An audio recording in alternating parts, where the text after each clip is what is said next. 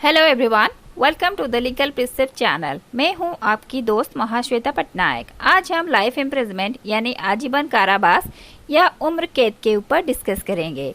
इसे डिस्कस करने से पहले अगर आप चैनल पे नए हैं तो प्लीज़ रेड कलर के सब्सक्राइब बटन को प्रेस करके इस चैनल को सब्सक्राइब कीजिए।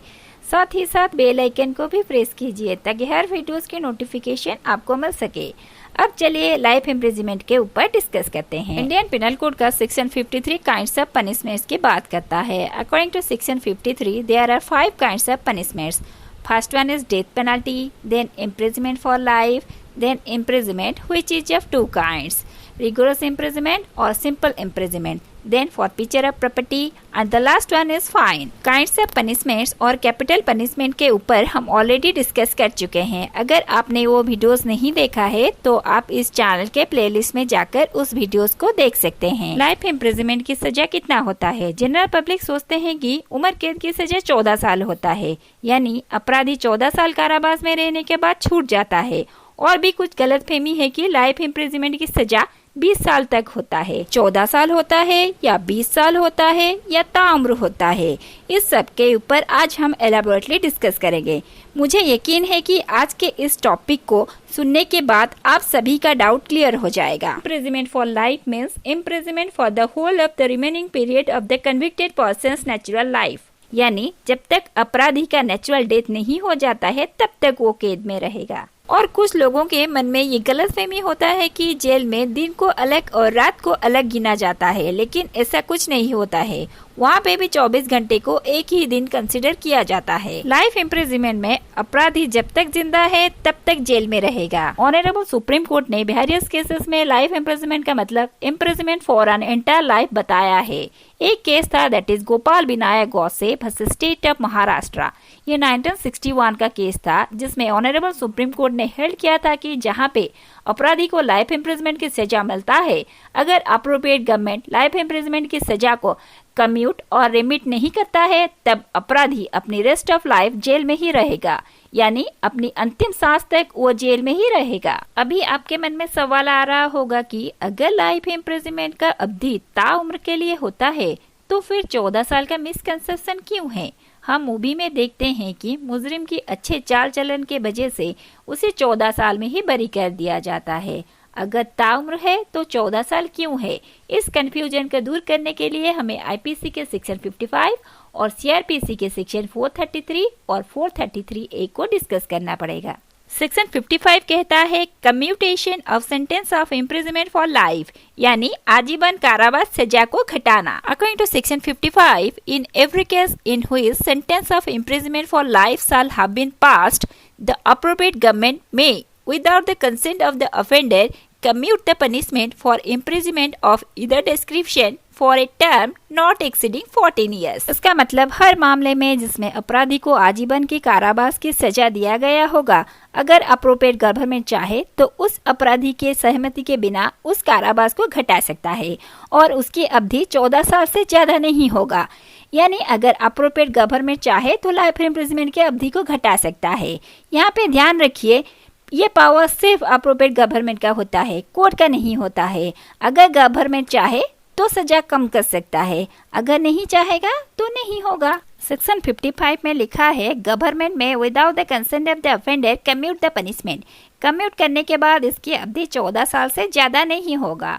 इसका मतलब ये नहीं है कि लाइफ इम्प्रिजमेंट का ड्यूरेशन 14 साल है।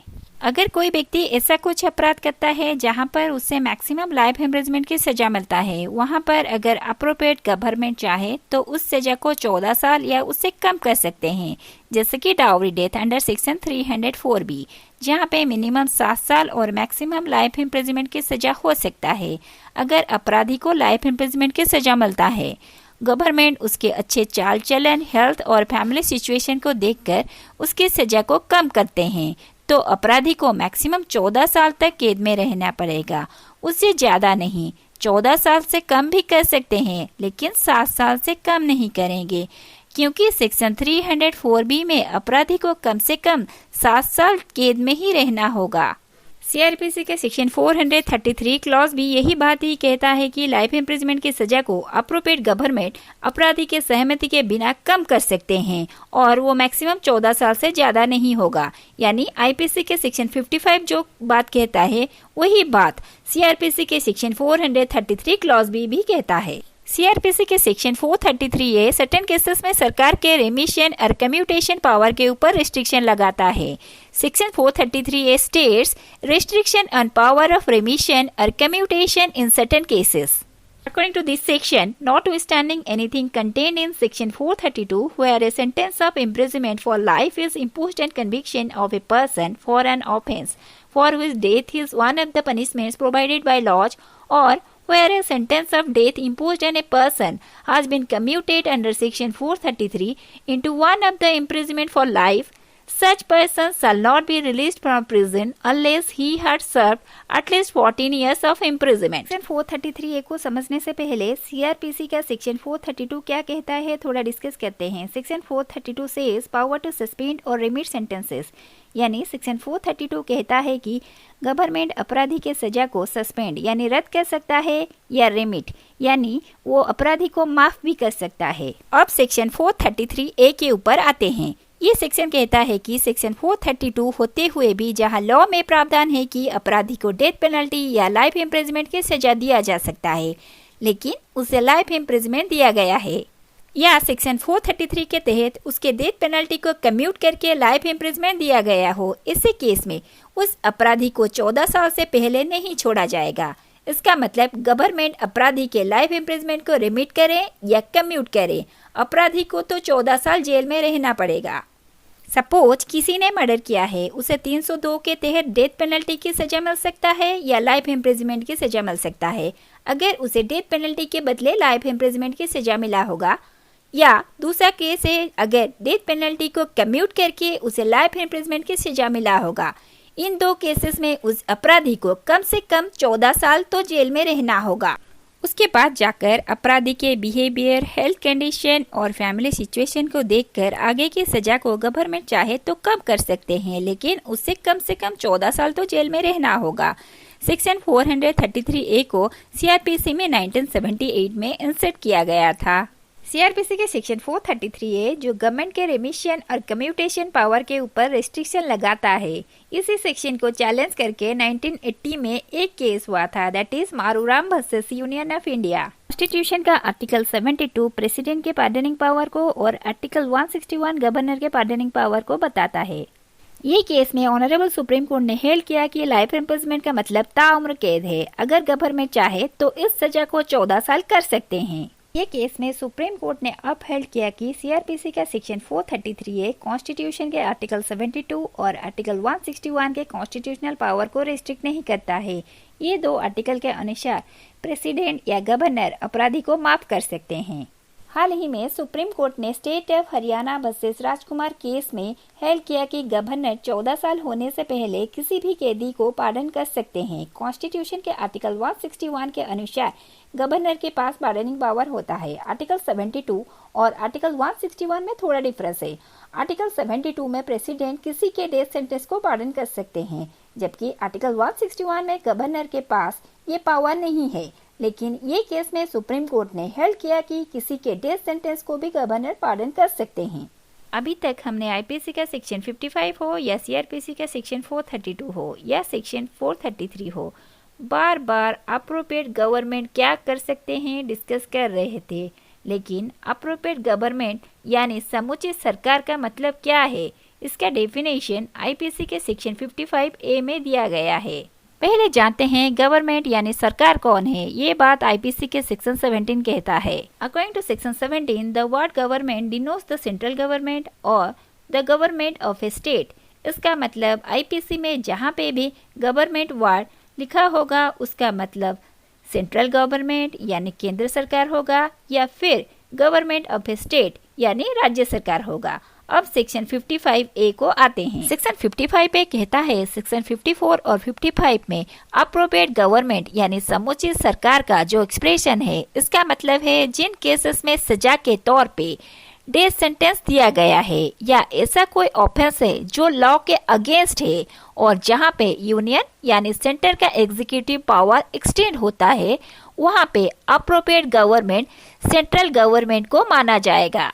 और क्लॉज भी कहता है स्टेट गवर्नमेंट को अप्रोप्रिएट गवर्नमेंट तब माना जाएगा जब जिस स्टेट के अंदर अपराधी को उन मैटर में सजा दिया गया हो जो लॉ के अगेंस्ट हो और वहां सजा के तौर पे डेथ सेंटेंस या और कोई सजा दिया गया हो, जहां पे स्टेट गवर्नमेंट का एग्जीक्यूटिव पावर एक्सटेंड होता है। इसका मतलब जहां पे यूनियन यानी सेंटर गवर्नमेंट का एग्जीक्यूटिव पावर एक्सटेंड होता है, वहां पे सेंट्रल गवर्नमेंट को अप्रोप्रिएट गवर्नमेंट माना जाएगा और जहां पे जिस स्टेट का एग्जीक्यूटिव पावर एक्सटेंड होता है, वहां पे उसी स्टेट को अप्रोप्रिएट गवर्नमेंट माना जाएगा। लाइफ इम्प्रिजनमेंट 20 साल तक होता है। ये मिसकंसेप्शन लोगों को क्यों है? हम डिस्कस कर चुके हैं कि लाइफ इम्प्रिजनमेंट यानी till the end of entire life, कहाँ पे 14 साल तक की सजा दिया जाएगा और कहाँ पे 14 साल दिया जाएगा, इसे हम डिस्कस कर चुके हैं। अब चलिए इस 20 साल के मिसकंसेप्शन को दूर करते हैं। Section 57 of IPC says fraction of terms of punishment, यानी सजा के लिए ड्यूरेशन फ्रैक्शन में कितना होता है। According to section 57, in calculating fraction of terms of punishment, imprisonment for life shall be reckoned as equivalent to imprisonment for 20 years. जहां पर लाइफ इम्प्रिजमेंट की अवधि को भागों में गिना जाएगा, तब लाइफ इम्प्रिजमेंट को 20 साल माना जाएगा। इसका मतलब ये नहीं है कि लाइफ इम्प्रिजमेंट का ड्यूरेशन 20 साल है, लेकिन जहां पर लाइफ इम्प्रिजमेंट का फ्रैक्शन ऑफ टर्म्स को लेना पड़ता है, वहां पर लाइफ इम्प्रिजमेंट को 20 साल माना जाएगा। इसकी वजह से मिसकंसेप्शन है कि लाइफ इम्प्रिजमेंट का ड्यूरेशन 20 साल है। लाइफ इम्प्रिजमेंट का मतलब कभी भी 20 साल नहीं होता है। लाइफ इम्प्रिजमेंट का मतलब हमेशा till the end of your life, यानी जिंदगी की आखिरी सांस तक कारावास में ही रहना होगा। सपोज किसी को लाइफ इम्प्रिजमेंट की सजा दिया गया है, उसकी सजा को हाफ करना होगा या 1/4 करना होगा, तो लाइफ इम्प्रिजमेंट कितना है उसे कैसे कंसिडर किया जाए। ऐसे केसेस में सेक्शन 57 का हेल्प लेना पड़ता है। यहाँ पर लाइफ इम्प्रिजमेंट का टर्म्स 20 इयर्स होगा। सेक्शन 511 कहता है जिस ऑफेंस के अटेम्प्ट के लिए आईपीसी में कहाँ पे भी प्रोविजन नहीं दिया गया है, तब उस ऑफेंस के लिए जो लॉन्गेस्ट टर्म ऑफ इम्प्रिजमेंट होता है उसका 1/2 ऑफ द इम्प्रिजमेंट अपराधी को दिया जाएगा। यहाँ पर लाइफ इम्प्रिजमेंट का ड्यूरेशन 20 साल कंसिडर किया जाएगा। इसका 1/2 यानी अपराधी को उस अपराध के अटेम्प्ट के लिए 10 साल की सजा दिया जाएगा। तो फिर लाइफ इम्प्रिजमेंट का मतलब होता है till the end of your life. अगर लाइफ इम्प्रिजमेंट को कम्यूट किया जाए तो सेक्शन 55 के अनुसार ये मैक्सिमम 14 इयर्स होगा, और जहाँ पे लाइफ इम्प्रिजमेंट को फ्रैक्शन ऑफ टर्म्स में कैलकुलेट करना होगा, वहाँ पे लाइफ इम्प्रिजमेंट का ड्यूरेशन सेक्शन 57 के मुताबिक 20 इयर्स होगा। आई होप अभी आपका डाउट क्लियर हो गया होगा कि लाइफ इम्प्रिजमेंट का मतलब till the end of your life होता है, और ये हमेशा रिगोरस इम्प्रिजमेंट ही होता है। जहाँ पे कम्यूटेशन की बात आता है, वहाँ पे सेक्शन 55 को और सीआरपीसी के सेक्शन 433 और 433A को कंसीडर किया जाएगा, और जब फ्रैक्शन ऑफ टर्म्स को कैलकुलेट किया जाएगा तब सेक्शन 57 को कंसीडर किया जाएगा। आज हमने लाइफ इम्प्रिजमेंट के ऊपर डिस्कस कर दिया। नेक्स्ट वीडियो में हम आईपीसी के और कुछ टॉपिक के ऊपर डिस्कस करेंगे।